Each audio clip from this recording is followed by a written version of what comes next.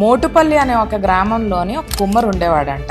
అతను చాలా అందంగా పాట్స్ తయారు చేసేవాడు అండ్ హ్యాండ్ మేడ్. ప్రతి పాట్లోని తను తయారు చేసే చాలా మిస్టేక్స్ ఉన్నా సరే చాలా సోల్ఫుల్గా ఉండేవంట. సో అందరూ వచ్చి కొనుక్కొని అతను చాలా మెచ్చుకునేవాళ్ళు. కానీ ఒక రోజు ఏమైంది అంటే చాలా షాప్లు ఓపెన్ అయ్యి ఫ్యాక్టరీ మేడ్ పాట్స్ అమ్మడం స్టార్ట్ చేశారు ఆ ఊర్లో. సో నెమ్మదిగా విలేజర్స్ కూడా ఇవి పర్ఫెక్ట్ గా ఉన్నాయి, కలర్స్ బాగున్నాయి అని చెప్పి ఇతని దగ్గరికి రావడం మానేశారంట. రోజుకి 100 కుండలు అమ్మే ఇతను దగ్గర ఇప్పుడు 10-15 అమ్ముతున్నా సరే, నిరాశ పడుతున్నా సరే రోజు చేస్తూ ఉండేవాడంట, ఎన్ని కొన్నా పర్వాలేదు అని. ఒక రోజు ఏమైంది, foreign traveller came and visited his shop. చూసి చాలా నచ్చి తను చేసే పని ఫోటోలు తీసి ఆన్లైన్ ఒక ఆర్టికల్ పబ్లిష్ చేశాడంట.